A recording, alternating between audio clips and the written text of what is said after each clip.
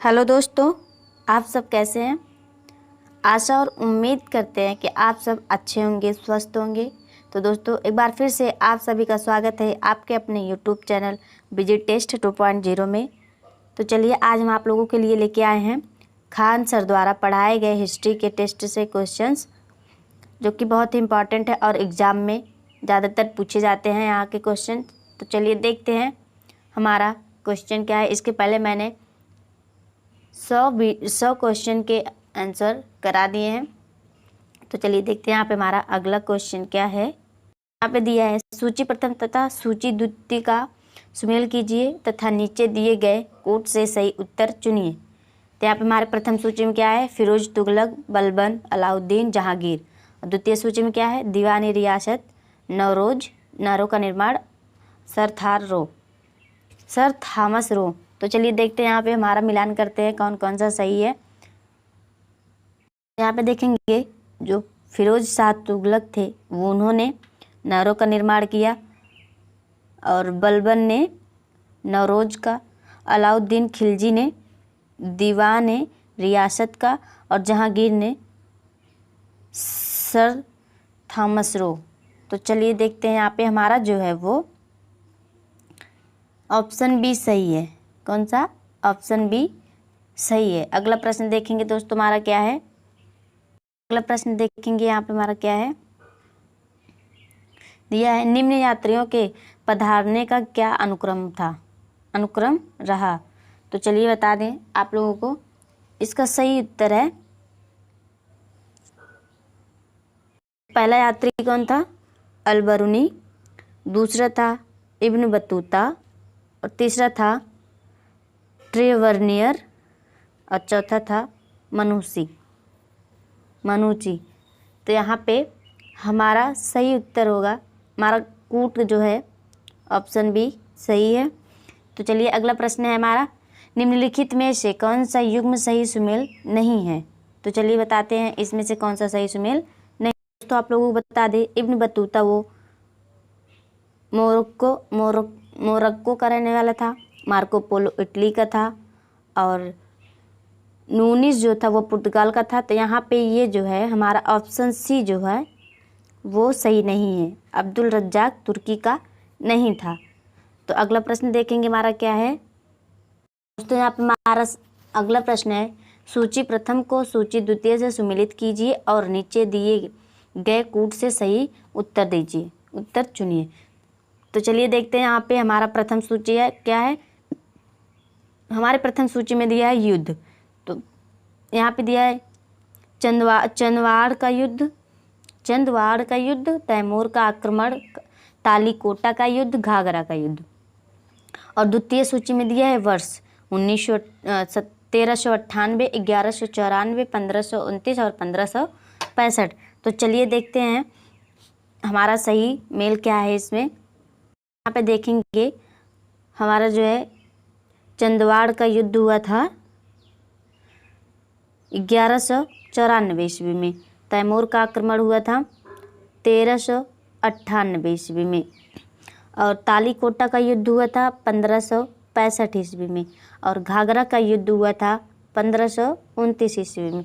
तो दोस्तों इसमें से, इस कूट में से हमारा जो है ऑप्शन डी सही है। कौन सा? ऑप्शन डी सही है। तो चलिए देखते हैं हमारा अगला प्रश्न क्या है। यहाँ पे हमारा अगला प्रश्न है, निम्नलिखित में से किस प्रथा की शुरुआत राजपूतों के समय में हुई। तो दोस्तों आप लोगों को बता दें, वो है जौहर प्रथा। कौन सी प्रथा? जौहर प्रथा है, जो कि राजपूतों की समय में हुई थी। अगला प्रश्न है हमारा, सूची 1 को सूची 2 से सुमेलित कीजिए तथा सूचियों के नीचे दिए गए कूट का प्रयोग करते हुए सही उत्तर चुनिए। तो चलिए देखते हैं यहाँ पे हमारा प्रथम सूची क्या है और द्वितीय सूची क्या है। प्रथम सूची में प्लासी का युद्ध, कलिंग का युद्ध, हल्दी घाटी का युद्ध और तराइन का युद्ध।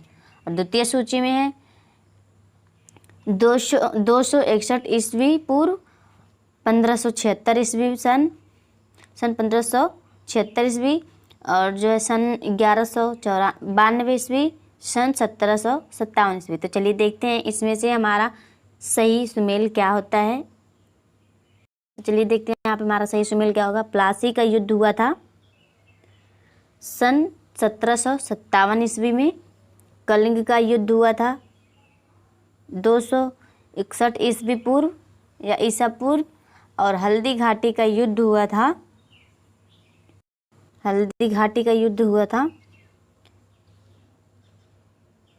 1576 ईसा पूर्व, सन 1576 ईस्वी में। और तराइन का युद्ध हुआ था 1192 ईस्वी में। यहाँ पे हमारा जो कूट है वो ऑप्शन सी सही है। ऑप्शन सी सही है। अगला प्रश्न देखेंगे, बहमनी राज्य की स्थापना की थी। बहमनी राज्य की स्थापना किसने की थी? तो दोस्तों आप लोगों को बता दें, उसकी स्थापना अलाउद्दीन हसन ने की थी। किसने की थी? अलाउद्दीन हसन ने की थी। तो अगला प्रश्न देखेंगे, बहमनी राज्य की प्रथम राजधानी निम्नलिखित में से कौन सी थी? तो वो थी गुलबर्ग। क्या थी? गुलबर्ग जो थी वो बहमनी राज्य की प्रथम राजधानी थी। तो हमारा अगला प्रश्न देखेंगे क्या है, गोलकुंडा को वर्तमान में क्या कहा जाता है? तो दोस्तों आप लोगों को बता दें, हैदराबाद कहा जाता है। गोलकुंडा को वर्तमान समय में हैदराबाद के नाम से जाना जाता है। निम्नलिखित में से कौन सा एक ही सुमेलित है? तो चलिए देखते हैं इसमें से हमारा कौन सा सही है। तो यहाँ पे हमारा जो है सही ऑप्शन है ऑप्शन बी। क्या है? Option B. होयसल का है द्वार समुद्र। क्या है? होयसल का द्वार समुद्र है। तो यहाँ पे हमारा ऑप्शन बी जो है सही सुमेलित है। तो अगला प्रश्न देखेंगे क्या है हमारा, द्वार समुद्र किस राजवंश की राजधानी थी? तो वो थी होयसल की। किसकी थी? होयसल की राजधानी थी द्वार समुद्र। तो अगला प्रश्न है, भक्ति आंदोलन का प्रारंभ किया गया था। बता दे, वो किया गया था अलवार संतों द्वारा। किसके द्वारा? अलवार संतों द्वारा भक्ति आंदोलन का प्रारंभ किया गया था। तो हमारा अगला प्रश्न है, भक्ति संस्कृति का भारत में पुनर्जागरण हुआ। तो वो था भक्ति संस्कृति का था 15वीं और 16वीं शताब्दी ईस्वी में। तो अगला प्रश्न देखेंगे हमारा क्या है, रामानुजाचार्य किससे संबंधित हैं? तो वो हैं विशिष्टाद्वैत से। किससे? विशिष्टाद्वैत से संबंधित है। तो अगला प्रश्न देखेंगे हमारा क्या है, अगला प्रश्न है, शुद्ध अद्वैतवाद का प्रतिपादन किया था। तो किसने किया था? वल्लभाचार्य ने। तो अगला प्रश्न देखेंगे हमारा क्या है, निम्नलिखित में से कौन सुमेलित है? तो चलिए देखते हैं इसका हमारा सही उत्तर क्या है। तो हमारा सही उत्तर है, हमारा ये भी सही सुमेलित नहीं है, ये भी नहीं है। तो हमारा सही उत्तर देखेंगे क्या है, हमारा सही सुमेलित है द्वैतवाद मध्वाचार्य। क्या है? द्वैतवाद मध्वाचार्य। ये जो है हमारा सही सुमेलित है और ये ऑप्शन डी भी हमारा गलत है। अगला प्रश्न देखेंगे, निम्नलिखित में से किस भक्ति संत ने अपने संदेश के प्रचार के लिए सबसे पहले हिंदी का प्रयोग किया था? तो वो थे रामानंद। कौन थे? रामानंद थे जिसने हिंदी का सबसे पहले प्रचार किया था। तो अगला प्रश्न देखेंगे, मध्यकालीन भारत के निम्नलिखित में से किस संत का जन्म प्रयाग में हुआ था? तो वो थे रामानंद। इनका ही जन्म प्रयाग में हुआ था। अगला प्रश्न देखेंगे, कबीर के शिष्य थे या कबीर शिष्य थे? कबीर शिष्य थे रामानुज के। किसके? रामानुज के। तो अगला प्रश्न है हमारा, रामानुज के अनुयायियों को कहा जाता था? तो उनको कहा जाता है वैष्णव। क्या कहा जाता है? वैष्णव। अगला प्रश्न हमारा देखेंगे, निम्नलिखित में से कौन सा स्थान गुरु नानक का जन्म स्थल था? तो वो था ननकाना। ननकाना में गुरु नानक देव का जन्म हुआ था। अगला प्रश्न हमारे यहाँ पे प्रश्न संख्या 122, मीराबाई समकालीन थी। तो मीराबाई वो थी तुलसीदास के भी समकालीन थी, चैतन्य महाप्रभु के भी समकालीन थी और गुरु नानक के भी समकालीन थी। तो इसमें से हमारा ए बी सी तीनों ऑप्शन सही है और डी जो है वो गलत है। तो चलिए देखेंगे हमारा अगला प्रश्न क्या है यहाँ पे। सूची 1 को सूची 2 से सुमेलित कीजिए और सूचियों के नीचे दिए गए कूट का प्रयोग करके सही उत्तर चुनिए। चलिए देखते हैं यहाँ पे हमारा सूची प्रथम में क्या दिया है, भक्ति संत, और सूची द्वितीय में दिया है व्यवसाय, मतलब कि कौन से भक्त जो थे, कौन से संत जो थे कौन सा व्यवसाय करते थे। तो चलिए देखते हैं नामदेव जो थे वो दर्जी का व्यवसाय करते थे, नामदेव दर्जी थे। कबीरदास जो थे वो जुलाहा थे, और रविदास जो थे वो मोची का व्यवसाय करते थे, और सेना जो थे वो नाई वाला कार्य करते थे। तो अगला प्रश्न यहाँ पे हमारा जो है कूट ऑप्शन बी सही है। कौन सा? ऑप्शन बी जो है वो हमारा सही है। अगला प्रश्न देखेंगे हमारा क्या है। यहाँ पे हमारा अगला प्रश्न दिया है, चैतन्य महाप्रभु किस संप्रदाय से संबंधित थे। तो वो थे वैष्णव संप्रदाय से। किससे थे? वैष्णव संप्रदाय से। तुलसीदास किसके समकालीन थे? तो तुलसीदास जो थे वो अकबर तथा जहांगीर के समकालीन थे। अगला प्रश्न है हमारा, रामचरितमानस नामक ग्रंथ के रचयिता कौन है। तो आप सबको पता ही होगा, वो थे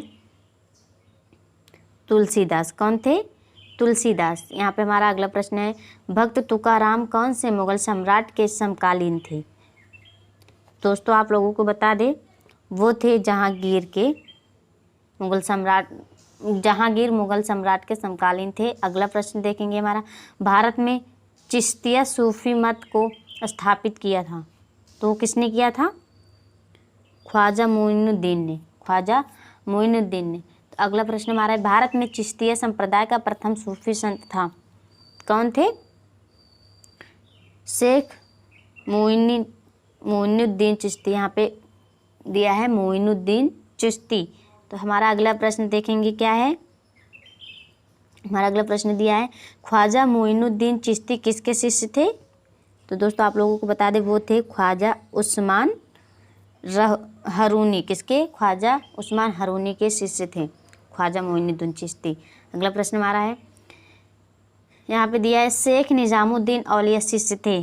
तो वो थे बाबा फरीद के शिष्य थे। किसके थे? बाबा फरीद के। तो हमारा अगला प्रश्न देखेंगे क्या है, शेख निजामुद्दीन औलिया की दरगाह स्थित है। तो दोस्तों आप लोगों को बता दें, ये जो है इनकी दरगाह दिल्ली में स्थित है। अगला प्रश्न हमारा, शेख बहाउद्दीन जकारिया किस संप्रदाय के थे। तो वो थे सुहरावर्दी संप्रदाय के थे। अगला प्रश्न हमारा है, गुरु नानक ने अपना उत्तराधिकारी किससे नियुक्त किया था। तो दोस्तों आप लोगों को बता दें, उन्होंने अपना उत्तराधिकारी गुरु हरराय को नियुक्त किया था। अगला प्रश्न हमारा, निम्नलिखित में से किस सिख गुरु ने गुरुमुखी प्रारंभ की। तो दोस्तों वो थे गुरु नानक। कौन थे? गुरु नानक थे। तो यहाँ पे हमारा अगला प्रश्न है, पंजाब में अमृतसर को स्थापित किया था। तो दोस्तों पंजाब में अमृतसर को किसने स्थापित किया था? गुरु तेग बहादुर ने। गुरु तेग बहादुर ने। तो अगला प्रश्न हमारा है, किस सिख गुरु का अकबर ने 500 बीघ जमीन दी थी। तो यहाँ पे बता दें, 500 बीघा जमीन किसको दिया था? रामदास को। अगला प्रश्न देखेंगे, निम्नलिखित में से कौन सा युग्म सही सुमेलित है। तो चलिए देखते हैं यहाँ पे हमारा कौन सा युग्म सही सुमेलित है। यहाँ पे हमारा ऑप्शन भी जो है सही सुमेलित है। गुरु अर्जुन देव जो थे वो आदि ग्रंथ के रचयिता थे। अगला प्रश्न देखते हैं, किस सिख गुरु के विद्रोही राजकुमार खुसरो की सहायता धन एवं आशीर्वाद से की थी। तो वो थे गुरु अर्जुन देव ने। कौन थे? गुरु अर्जुन देव थे। आदि ग्रंथ अथवा गुरु ग्रंथ साहिब का संकलन निम्नांकित में से किसने किया था। तो वो थे गुरु अर्जुन देव। कौन थे? गुरु अर्जुन देव थे। अगला प्रश्न है हमारा, निम्नलिखित में से किन सिख गुरुओं को तत्कालीन शासकों द्वारा मृत्युदंड दिया गया था। तो बता दें दोस्तों कौन थे वो? गुरु आनंद। कौन से थे? अगला कौन कौन से थे? वो थे गुरु अर्जुन देव थे और गुरु तेग बहादुर थे। इन दोनों को जो है सिख तत्कालीन शासकों द्वारा मृत्युदंड दिया गया था। अगला प्रश्न देखते हैं हमारा क्या है। सही उत्तर का चयन निम्नांकित कूट से कीजिए। तो हमारा कूट यहाँ पे क्या है? कूट है इसमें से ऑप्शन ए। कौन सा है? Option A. हमारा ऑप्शन ए सही है, 2 तथा 4। तो अगला प्रश्न है हमारा दोस्तों, किस सिख गुरु की मृत्यु के लिए औरंगजेब जिम्मेदार थे? तो वो थे गुरु तेग बहादुर। कौन थे? गुरु तेग बहादुर थे। अगला प्रश्न देखेंगे, निम्न में से किस स्थान पर एक प्रसिद्ध सिख गुरुद्वार अवस्थित है? तो वो था हेमकुंड। क्या है? हेमकुंड में सिख गुरुद्वार अवस्थित है। अगला प्रश्न देखेंगे, पटना में किस सिख गुरु का जन्म हुआ था? तो गोविंद सिंह का पटना में जन्म हुआ था। अगला प्रश्न है, किसकी समाधि के कारण नांदेड़ गुरुद्वारा सिखों द्वारा पवित्र माना जाता है? तो वो जो है गुरु गोविंद सिंह जी की समाधि है। समाधि के कारण नांदेड़ गुरुद्वारा जो है वो पवित्र मानी जाती है। अगला प्रश्न देखेंगे हमारा क्या है। ये जो है हमारा लास्ट प्रश्न है। तो दोस्तों आप लोगों को इसका आंसर जो है कमेंट बॉक्स में देकर बताना है। तो चलिए देखते हैं हमारे यहाँ पे प्रश्न क्या है। गुरु गोविंद सिंह की महानता निहित है इनमें की। तो चलिए देखते हैं, आप लोग जो है कमेंट करके ज़रूर बताइएगा कि इसका हमारा राइट आंसर क्या है। अगर आप लोगों को मेरा वीडियो अच्छा लगा हो तो लाइक कीजिएगा, शेयर कीजिएगा और हमारे चैनल को सब्सक्राइब करना ना भूलिएगा। धन्यवाद।